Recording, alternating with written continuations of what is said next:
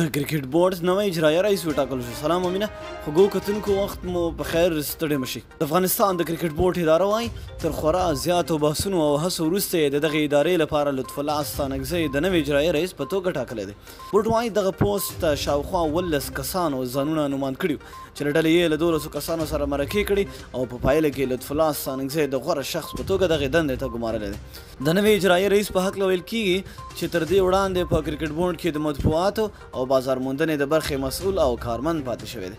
د یادونې وړ ده چې تر نوموړي وړاندې شفیق ستانکزی دغه دنده مخته وړله چې د عمومي مشر عزیز الله فضلي لخوا د ځینو اختلافاتو له امله له دندې ګوښه شو.